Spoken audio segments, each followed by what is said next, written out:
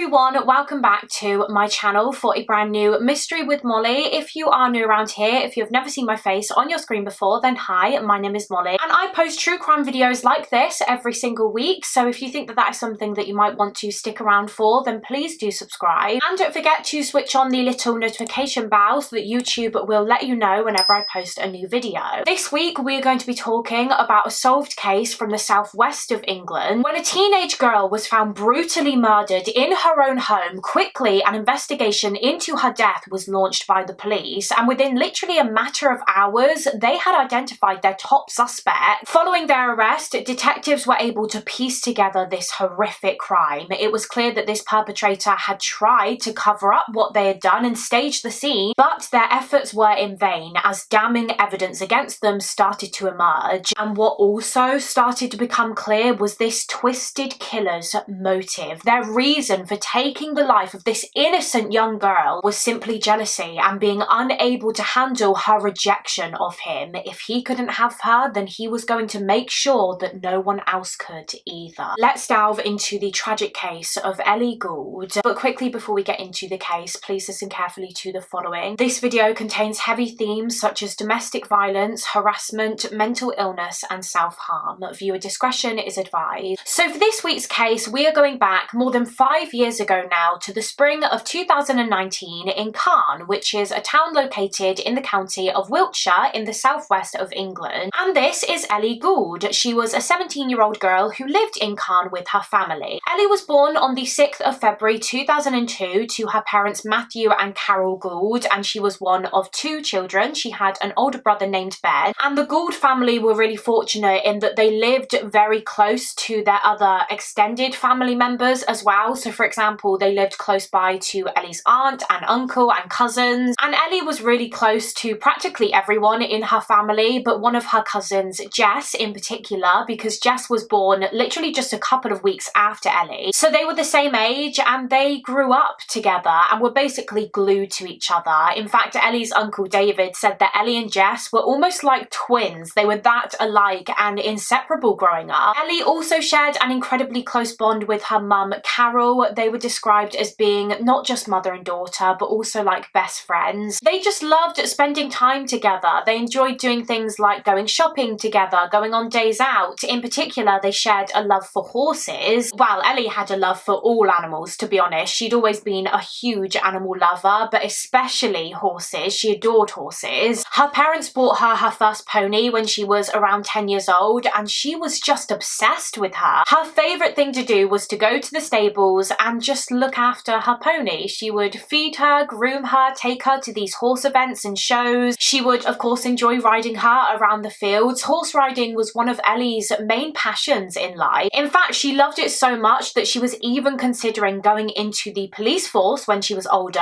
and becoming a mounted police constable. But that was a little while off for Ellie just yet. By the time this case occurred, she was a year 12 student at the Harden Hewish School in Wiltshire. She was in the sixth form. One of the subjects that she was studying was psychology, and by all accounts, it would appear as though she really enjoyed school. She was a very bright and intelligent young woman, very focused on her education, and she always had a lot of friends in school. She was a very popular young girl. Those that knew Ellie described her as being a very bubbly and friendly teenage girl. She was kind, caring, smiley, and just such a joy to be around. Ellie was said to have been very funny, always cracking jokes, and her auntie said that she would immediately just light up any room that she walked into. She was also very thoughtful too. Her parents said that Ellie always hated the thought of anyone feeling left out of anything or excluded. She just always wanted to make people feel at ease, I think, make them feel wanted. And in addition to all of that, Ellie Gould was just always unapologetically herself with everyone that she met. She never tried to like put on an act or be anyone other than exactly who she was. In her friend's words, quote, she was always just Ellie. Ellie Gould was just a lovely, vivacious and lively teenage girl with her whole life ahead of her. Her mother Carol described how at 17 years old she, quote, was blossoming into a beautiful young lady. She was in her final years of schooling and her potential in life was endless, really. She had such a promising future ahead of her. But then in May of 2019, that promising future was suddenly snatched away from Ellie when her father Matthew returned home one day and made a shocking and devastating discovery. The date was the 3rd of May 2019. It was a Friday, and a day that began much like any other for 17-year-old Ellie Gould. She wasn't actually in school that morning as she didn't have any lessons, so her plan for the day was that she was going to spend the morning at home revising for her A-levels, doing her schoolwork, and then around midday she had arranged for one of her school friends, who was also called Ellie, to come and pick her up, and then they would go into school together for their history lesson. So Ellie was supposed to be out of the house that afternoon, and yet when her father Matthew returned home at around 3 p.m, Ellie was there amongst a truly terrifying scene. When Matthew Gould arrived home and he walked into the house, lying on the floor in the kitchen, he found his 17-year-old daughter, Ellie. She was led face down, she was absolutely covered in blood, and she wasn't moving. She was completely unresponsive. Clearly something horrific had happened to her. So hysterical, Matthew immediately rushed to their neighbour's house, I think. He explained what he had just walked into, and 999 were called. And Matthew also quickly called his wife, Ellie's mother Carol, who rushed straight home from work. And by the time Carol arrived at her address, there was already a swarm of police cars and ambulances. Emergency services were already at the scene. But tragically, there was nothing that they could do to save Ellie. Her injuries were too severe, and it was clear that she had been deceased for a couple of hours by this point. And so at just 17 years old, she was pronounced dead at the scene. Of course, Ellie's parents were just in this state of shock. Her father Matthew was in such shock that he was barely even able to talk. And initially, her mother Carol actually thought that Ellie must have died as the result of some kind of tragic accident that she'd had at home. Well, she was struggling to understand why Ellie was even at home in the first place, when, as we know, she was meant to be in school that afternoon. But yeah, she was also thinking that this must have been an accident. She thought that maybe Ellie had fallen and hit her head, or perhaps she was using the toaster and had accidentally electrocuted herself. All of these different scenarios were just racing around her head, trying to work out what possibly could have happened. However, of course, this was no accident. The police quickly called in a forensic pathologist, and they could immediately tell just from looking at Ellie's body that she had been brutally attacked. This was a murder inquiry. So as I mentioned, Ellie was found dead on the floor in the kitchen of the family home, and it was clear from the amount of blood that that was where the attack took place. She was killed in the kitchen. She was face down, and she had a number of stab wounds to her neck area. It was estimated that she'd been stabbed at least 13 times with a knife from the Gould's kitchen. The attacker used a knife from the scene, but it was eventually determined that Ellie hadn't just been stabbed, she'd also been strangled too. In fact, it's believed that she was probably strangled to unconsciousness, and then once she had passed out, that was when the attacker grabbed the knife and stabbed her in the neck to kill her. And the reason they believed that that was what happened was because Ellie did have some abrasions to her body, which made it look as though she had tried to fight back when the attack started, but she didn't really have any cuts to her hands or arms. Now, if she was conscious when she was attacked with the knife, you would have expected to have seen some knife-inflicted wounds to her hands and arms from where she had tried to defend herself, but like I said, she didn't have any. So yeah, they believed that she was strangled first and then stabbed. And sickeningly, when Ellie's father and emergency services arrived at the scene, they discovered that the knife, the murder weapon, was actually still sticking out of Ellie's neck. And it was quickly theorized that it was left in Ellie's neck intentionally in an effort to cover up this crime. You see, Ellie looked to be actually holding the knife to her neck. Her hand was holding the blade, and the detectives believed that the killer did this. They left her like this to make it look like this was a suicide, not a murder. They wanted it to look as though Ellie had killed herself. In a further attempt to cover up the crime, it also became clear that the perpetrator had made some effort to clean up some of the blood in the kitchen. The family were able to tell the police that some of their tea towels were actually missing from the kitchen, so it appeared as though the killer had used them to wipe up some of the blood. There was also blood on the sink, where it's thought that the killer may have washed their hands and washed the knife, perhaps trying to wash his DNA off of the knife handle. So the house, the crime scene, was quickly cordoned off. Forensics were sent in to photograph the scene and collect potential evidence, and meanwhile police were trying trying to take statements from Ellie's heartbroken family, her parents, in an effort to actually work out what Ellie's movements were that day. So just to reiterate, obviously we know that Ellie planned to study from home that morning, and then she intended to go into school that afternoon for her history lesson. And she was supposed to be being picked up by a friend of hers at around midday. But as it turns out, Ellie actually cancelled this lift. She cancelled this arrangement. From looking into her phone records, the police noticed that at 11:55 that morning, she had sent a text message to her friend which read, quote, "I'm just going to stay home and revise. We won't be doing anything anyway." So it seemed as though Ellie had just decided to stay home, or had she? The police were quite skeptical, to be honest. They thought that there was something a little bit fishy about this text. I think they just thought it was strange that Ellie had suddenly decided to cancel her plans to go into school so last minute. You know, her friend was supposed to be picking her up at midday, and Ellie sent this text cancelling the lift just 5 minutes before, which just seemed odd. They started to wonder whether it was even Ellie that sent this message in the first place. Perhaps it was actually her killer that sent it from her phone after Ellie was dead to stop her school friend from coming to her house and him being seen. Now, as well as taking statements from Ellie's family and friends, the police also began conducting door-to-door inquiries, asking neighbours if they'd seen or heard anything that day that may have possibly been relevant to this case. And actually, there was one neighbour who did provide some very interesting information to the police. They informed them that on the morning of the 3rd, they had seen a young man knock on the front door of the Gould's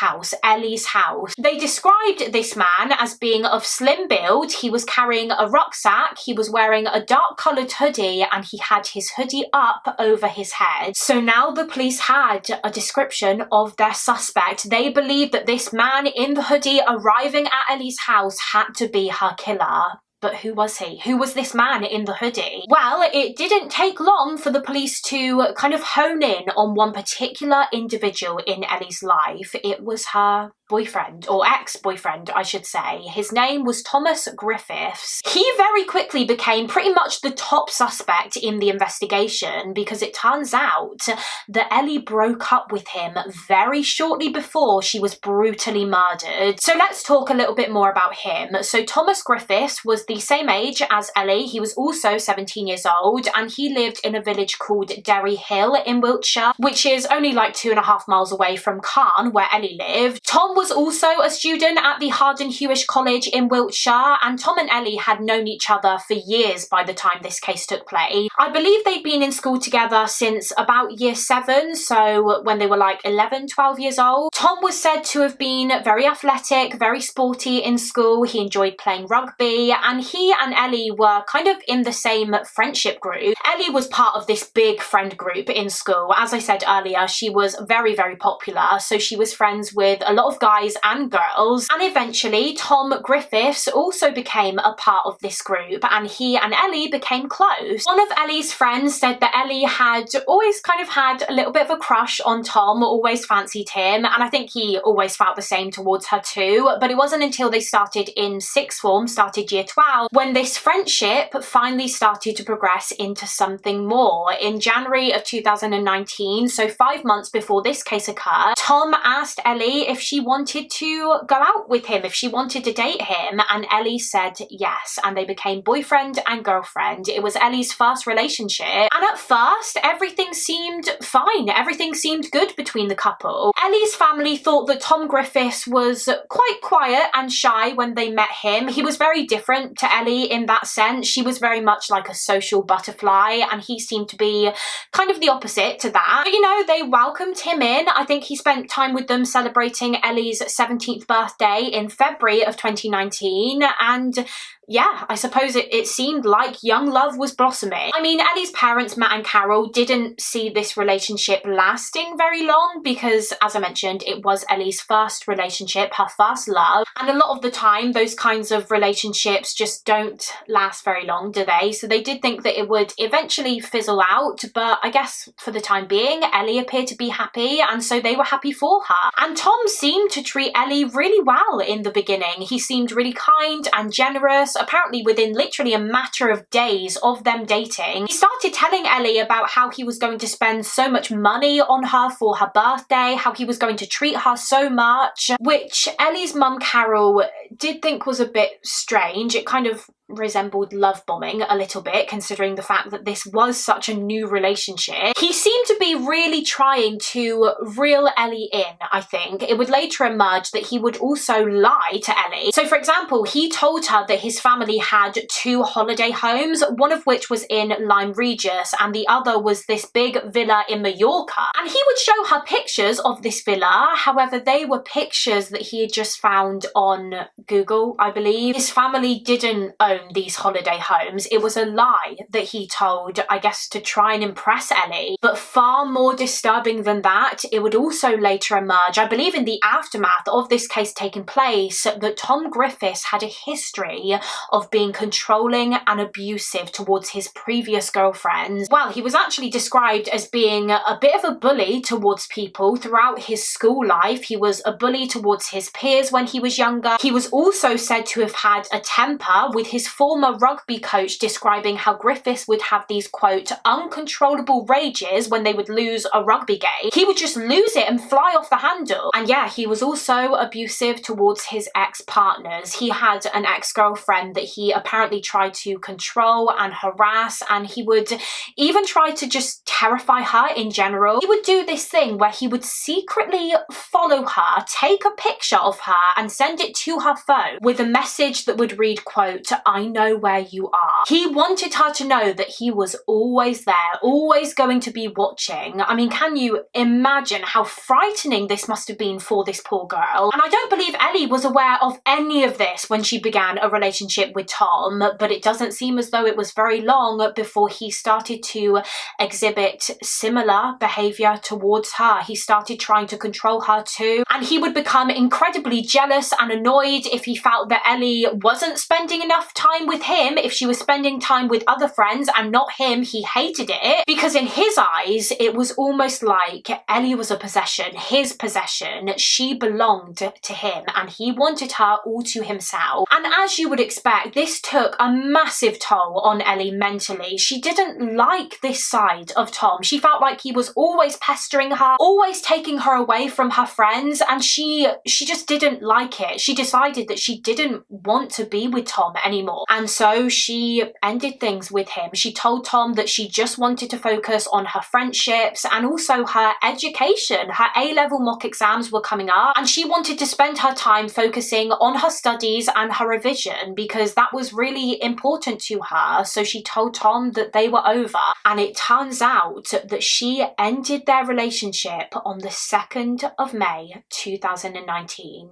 just the day before she was attacked and murdered in her own home. So in the police's eyes, when they learned this, they were thinking, surely that's not just a coincidence. It really seemed like Tom Griffiths may have had a motive for wanting Ellie dead. If he was her killer, did he do it out of revenge for ending things with him? Was this a case of, well, if I can't have you, then no one can? I mean, we know how possessive he was as a boyfriend, but that wasn't the only reason Tom became the top suspect in the investigation. It was also because he seemed to match the description of the individual that the neighbour saw arriving at Ellie's house. He was a young man of slim build. Now, the neighbour couldn't say for certain that it was definitely Tom Griffiths who knocked on Ellie's door that morning because he did have his hoodie up, almost hiding his face. But yeah, like I said, he did match the description, so the police needed to find Tom Griffiths and speak with him immediately. So detectives tracked him down, they started talking to Tom, and pretty quickly he made a strange comment which kind of made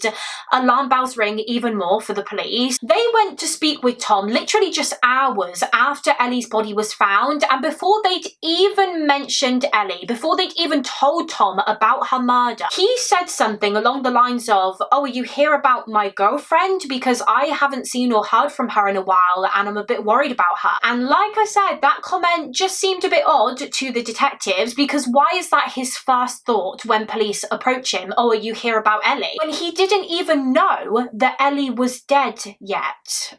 Or did he? But in addition to that, the police's suspicions only grew even more as a result of Tom Griffith's appearance. When they started speaking to Tom, one thing that they noticed about him was that he would kind of scratch at himself a lot. He would just kind of do that all the time, scratch at his arms and his neck. Perhaps it was because of nerves and anxiety, but they did observe that he had some fresh scratch marks and injuries to his face and neck. So the police did wonder whether these could have been self-defense injuries. Could these marks to his face and neck have been caused by Ellie from where she was trying to fight back? Is that why he was scratching at himself so much when police arrived to speak with him? He was trying to make them think that these scratch marks were caused by him when in fact they weren't. Overall, Tom Griffith's demeanour when police first spoke with him just seemed very strange and shady, and so they actually decided very quickly to just go ahead and arrest him. He was arrested on suspicion of the murder of Ellie Gould, and he was taken into the police station to be interviewed. And of course, the first thing the police asked him during his interview was for his account. They wanted to know his exact movements from that day, the day that his ex-girlfriend was killed, the 3rd of May 2019. So Tom said that that morning he woke up, he got dressed, and then his mum took him into school, although he said that he didn't actually stay in school for very long because he wasn't feeling very well. So shortly after arriving, he just decided to leave and catch a bus back home to Derry Hill. And CCTV confirmed this. He was caught on CCTV leaving school that morning and boarding a bus back home at around 8:40 a.m. Now, whilst he was at home that morning, his mum returned to the house just for a few minutes, I think, around 10:45 a.m. And so he actually decided to hide in the wardrobe. I'm assuming that his mum wouldn't have been very happy if she discovered that he wasn't at school, so he hid in a wardrobe waiting for her to leave again. He described to the police how he had actually been self-harming that day. He struggled with self-harm, and he said that he was very, very stressed because of exams and some other family-related stuff, family members being ill, and so he had kind of been scratching at himself a lot. He said that he also spoke to his neighbours later that day, I think in the early afternoon, and he talked to them about the fact that he had been self-harming, and he also asked this neighbour if they could give him a lift back to school. He decided that he was going to go back into school that afternoon to speak with the school nurse about his mental health, which they did. The neighbour dropped him back into school, and then his mum collected him once school finished and she took him back home. And that was his account. That was the story that Tom Griffiths gave to the police. And when asked if he was the one who committed this crime, he said no. He protested his innocence and was adamant that he had nothing to do with the murder of his ex-girlfriend Ellie Gould. But of course, the police couldn't just take his word for it. They needed to delve further into his story, his alibi, to be sure that he was telling the truth. And rather quickly, they obtained evidence that he wasn't. Well, as I said, they collected CCTV footage of him leaving school that morning and boarding a bus back home, so that seemed to verify that part of his alibi. But upon looking into and analysing his phone data from that day, that seemed to indicate that the rest of his account was false. So as we know, Griffith's story was that he returned home shortly after arriving at school in the morning of the 3rd, and he stayed home practically all day until his neighbour dropped him back at school later in the afternoon. Now, data showed that Tom's mobile phone sure enough connected to his home's Wi-Fi router shortly after his bus journey home that morning, again confirming that part of his story. However, a couple of hours later, at around 10:50 a.m, so shortly after his mum left the house, Tom's phone disconnected from his home's Wi-Fi, indicating that Tom had left his address, something which he hadn't told the police. As we know, he claimed that he was there all morning. So police continued looking into his phone data, and they found that after dropping off the Wi-Fi network, his phone started moving. It started travelling. Tom was headed somewhere. They were able to track his location, track his route as the phone signal was bouncing off of different phone cell sites and phone masts, and guess where he travelled to? Khan. His phone data showed that after leaving his house, Thomas Griffiths travelled from his address in Derry Hill to the town of Khan, where Ellie lived. So this put Tom Griffiths in the area where the crime took place and around the same time that the crime took place as well. Tom's phone proved that he arrived in Khan around the same time that Ellie's neighbour saw the young man in the hoodie knocking on her front door. So this was further evidence that Tom Griffiths was that man in the hoodie. And his phone didn't reconnect to his Wi-Fi router until about an hour later around midday. He didn't leave Khan until 11:51 a.m. So he was out of the house for an entire hour. Thomas's phone data proved that he had completely lied to the police. And why? Why lie if you've got nothing to hide? But the evidence didn't stop there. As well as examining his phone records, police also started checking CCTV cameras from along the route that Tom's phone showed he took to get to Ellie's house. They wanted to see if they could find any footage of him, further proving that his story was false, and sure enough, they did. They were actually able to obtain dashcam footage from a bus that was on the road that morning, and this dashcam captured a silver-coloured Ford Fiesta driving in the direction away from Khan at 11:56 a.m. Now, Thomas Griffiths couldn't actually legally drive yet. I believe he was taking driving lessons, but he hadn't passed his test yet, although he did have a car ready for when he did pass, and it was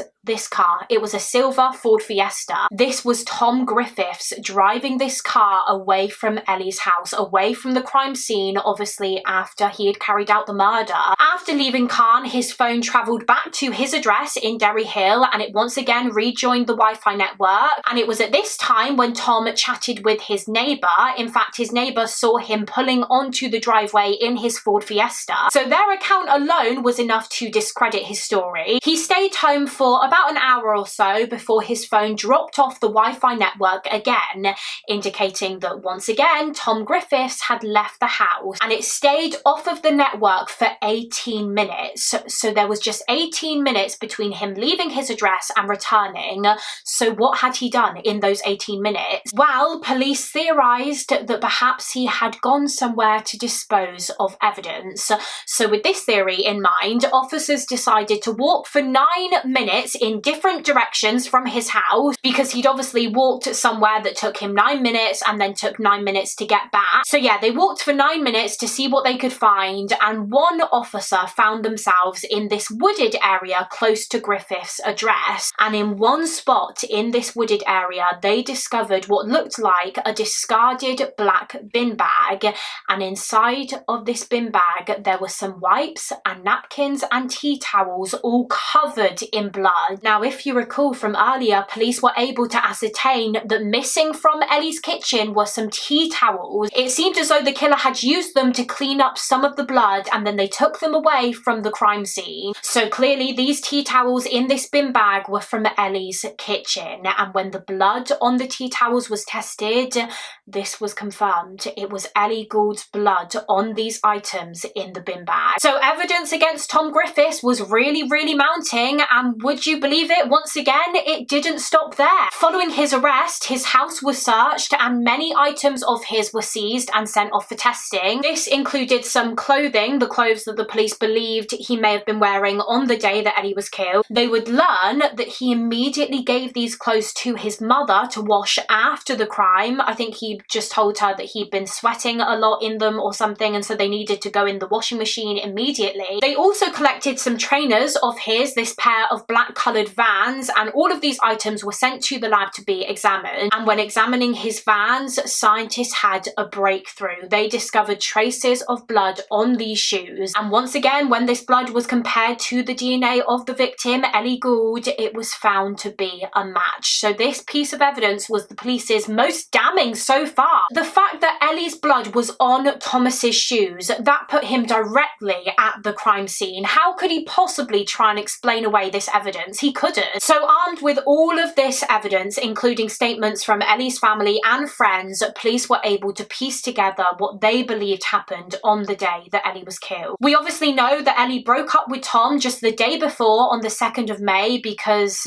well, to be honest, she was finding him suffocating. He was very controlling, wanting Ellie to be with him all the time, and she was just tired of it. She wanted to focus her time and energy on her friends and her studies, and so she told Tom that they were not going to be together anymore. And clearly, he did not take this rejection well. He didn't want to be apart from Ellie. Now, whether he went to her house that day intent on killing her because she split up with him, we don't know, I suppose. Or perhaps his plan initially was to just talk to Ellie and try to convince her to get back with him, and when she refused, he snapped, flew into a rage and killed her. But regardless, he left school on the morning of the 3rd, he went back home for a bit, he then travelled in his car to Ellie's house later that morning, and shortly after she let him in, he attacked her in the kitchen. He strangled her to unconsciousness, and then he grabbed one of the knives from the kitchen and used it to finish the job. Essentially, he stabbed her to death. As we know, he tried to clean up the blood a little. He attempted to stage the scene as a suicide by placing Ellie's hand on the knife and holding it up to her neck, literally reinserting the knife into one of the existing stab wounds. It's believed that he also used Ellie's fingerprint to unlock her phone, and that he was in fact the one who sent that text message to her friend cancelling the lift, saying that she had changed her mind and was actually going to stay home and revise so that her friend wouldn't come to the scene. And then he left, he went back home, obviously got changed out of his clothes, and he went and ditched the bin bag containing the bloody tea towels and wipes in that wooded area not far from his house. Now, what the police also discovered from looking through Tom's phone and also through speaking to other members of his and Ellie's friendship group was that on the day of Ellie's murder, Tom had sent this message on Snapchat to many of his friends, and it read, quote, "I think everyone's noticed that I've been really down lately, and I need to tell you why. Me and Ellie are going on a break and see how things go after exams." He then went on to talk about how a couple of members of his close family were having health problems. "I've been so stressed lately and I don't know how to cope with it. I've been scratching myself around my neck area, and as this group has kind of become my best friends, I don't know who else to talk to. I'm going to see the school nurse now and explain everything that has been happening." Now, as I understand it, Thomas sent this Snapchat message to his friends after he killed Ellie, and obviously before his neighbour took him back into school in the afternoon. So again, it appeared as though he was trying to cover his tracks by claiming that the injuries to his neck were self-harm injuries, when in fact they were likely caused by Ellie as she was trying to fight for her life. She was probably trying to claw at his face and neck as he was strangling her in the kitchen. I also think it's interesting that in this message, he tried to make it seem as though the decision to end the relationship was a mutual one between himself and Ellie, when we know that it wasn't. Ellie was the one who ended things and he wasn't happy about it, but by saying in the message, quote, "Me and Ellie are going to go on a break and see how things go after exams," I don't know, it kind of feels like he was saying that to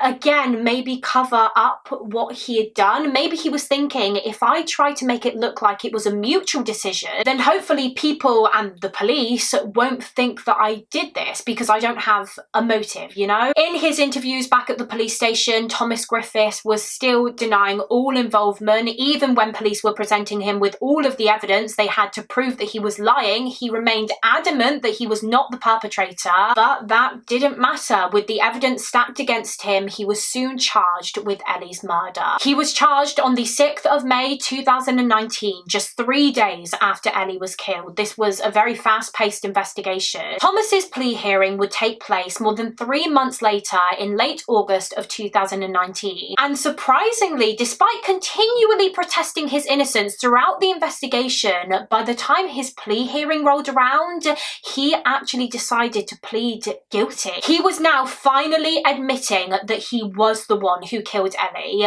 But to be honest, it's not believed that he did this out of guilt. It wasn't like he was suddenly so remorseful and decided to just confess. It's believed by most that the only reason he decided to enter a guilty plea was in the hopes that his sentence would be more lenient. I mean, he wasn't stupid. He knew that the evidence against him was overwhelming. There was no way that a jury would believe that he didn't commit this crime. So he was probably thinking, I may as well plead guilty and hope that the court goes easier on me when deciding my sentence. Alongside his guilty plea, Griffiths also gave a new account of that day, his story of what happened, which is as follows. So Griffiths claimed that he'd gone to Ellie's house that day for a study session. They were going to study together and also to talk about their relationship. However, he said that shortly after arriving, an argument broke out between them, and this argument turned physical. He turned physical. Griffiths said that he just lost it. He just lost control. He flew into this rage and he just grabbed Ellie round the throat. He put his hands around her neck and he started to strangle her. And he claimed that after that,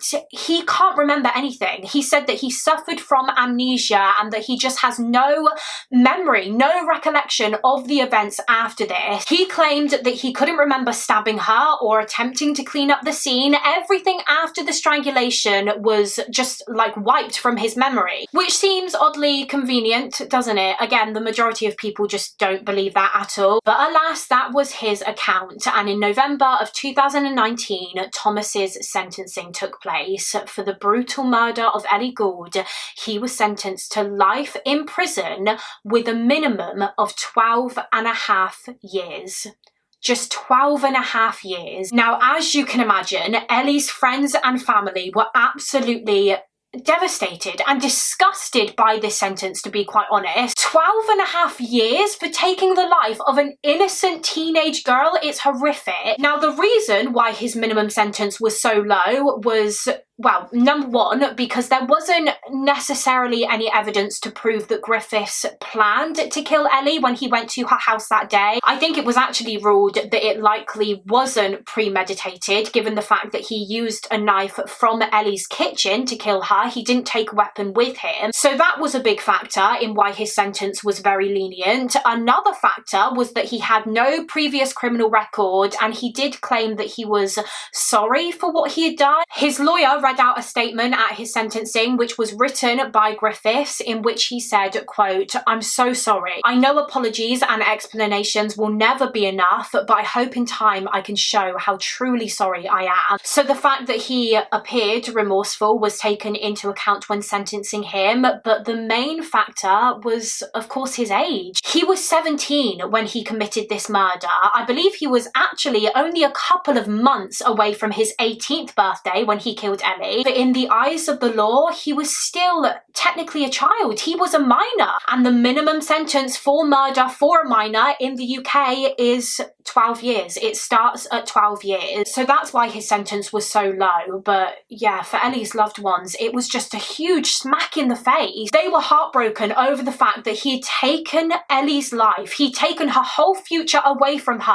And yet he likely wasn't even going to serve even the short amount of time that Ellie had even been on this earth. He wasn't even going to serve 17 years, probably. In fact, there was a good chance that he wouldn't even serve 12.5 years. Ellie's family were informed that there was a possibility that he could be let out after just 6, depending on his behaviour in prison. Now, the Gould family did try to appeal this sentence, urging the courts to increase his minimum tariff, but unfortunately they were unsuccessful. And so it was following this when Ellie's mum Carol started campaigning for there to be a review into the law surrounding tougher sentences for teen killers who are basically nearly adults. Because as I mentioned, Thomas Griffiths was just a few months away from turning 18 when he killed Ellie. And the fact that a matter of months was the only thing preventing him from being given basically double what he was sentenced. You know, if he was an adult when he murdered Ellie, his minimum tariff would have been a lot higher. But because he was just a few months away from being an adult, he was treated as a child, a minor. He essentially had the same starting point as, like, if a 10-year-old were to commit this murder. And obviously obviously there's a massive difference between a 10-year-old committing murder and a 17 to 18-year-old. So Carol started campaigning, and luckily all of her hard work paid off. In March of 2021, the Police Crime Sentencing and Courts Bill was introduced in the UK, which also became known as Ellie's Law. And essentially, Ellie's Law allows teenage killers to be treated more like adults the closer they get to the age of 18, meaning that their minimum sentence for murder could reach 27 years, but the starting point would be at least 14 years, which, you know, is still not a lot, but of course it's more than Griffiths got. Now, unfortunately, obviously, because this law was introduced after Griffiths was sentenced, it wasn't going to mean that his minimum term would be extended, but according to reports, it does mean that he has at least lost the right to request a review into his sentence. And I have a quote here from Carol Gould about the introduction of Ellie's Law. She said, quote, "That's a huge cloud that has been lifted from above our heads. We know that he will remain behind bars for at least the next 10.5 years. But Carol's campaigning doesn't stop there. She also started campaigning, and I believe is still campaigning to this day, for the law to be changed surrounding offenders who kill someone in their homes. Because had Thomas Griffiths killed Ellie in the middle of the street or something, his minimum term would have been at least 10 years more than what he got. But the legal system in this country almost doesn't view domestic homicides in the home as being as serious as, well, like I said, if a person was to just go out in the street and kill someone. For some reason, if it happens behind closed doors, it's deemed as less serious. So Carol was campaigning for changes to be made in relation to that, as well as in relation to the fact that if an offender uses a weapon that they find at the scene rather than taking a weapon with them, again, their sentence is not as high. Like we discussed earlier, that was one of the factors, one of the reasons as to why Thomas's sentence was so low, because he used a knife from Ellie's kitchen rather than going to the scene armed with a knife. Apparently, that means that his minimum tariff should be more lenient in the eyes of the law, which is just ludicrous, really, isn't it? You know, whether he took the knife to the scene or not, he still killed her. He still stole her life in the most brutal and cruelest of ways. I have another quote here from Carol Gould. She said, "At the moment, it's a 15-year starting point if somebody is murdered in the home and the weapon is used from the home, and it's a 25-year starting point if a weapon is taken out onto the street. It makes no sense to have this 10-year difference, and we want the 10-year gap closed. Murder is murder at the end of the day, and it's so wrong that because it's a domestic murder, it's seen as a lesser crime." So yeah, I believe her campaign work for these tougher sentences continues to this day. Carol actually now works alongside an organisation called Killed Women, which is a network of families from all over the UK who have lost a female relative as a result of being murdered by a man. They all come together to give a voice back to the victims by calling for more protection in regards to violence against women in the UK. They work to ensure that justice is done for the victims, and they just provide support to grieving families in general. If you would like to learn more about them, I will leave a link to their website in the description box below, as well as a link to their donation page. You can donate to help fund the incredible work that they do. And that is it for this case. That concludes the case of Ellie Gould. I know I said it earlier, but it's just awful that Ellie had her whole life ahead of her. She was just 17 years old and she was planning ahead, probably planning to go to uni and get a degree, planning all of these exciting things, and it was just all cruelly snatched away from her by a man who just simply couldn't handle her rejection of him. But as tragic as Ellie's story is, how wonderful that at least something positive was able to come from it. Ellie's Law, which is her lasting legacy, I suppose. But yeah, that is it for this case. As always, please do let me know your thoughts and opinions on the case down below in the comments. Let's get a little discussion going. I would love to hear what you guys think. And also feel free to let me know of any other cases that you would like to see me cover on this channel. Again, you can pop them in the comments below, or alternatively, you can go through my case request form, which is always linked in the description box. Thank you all so much for watching. Please do give this video a thumbs up and subscribe if you haven't already, and I will see you again next week for another mystery with Mollie. Bye.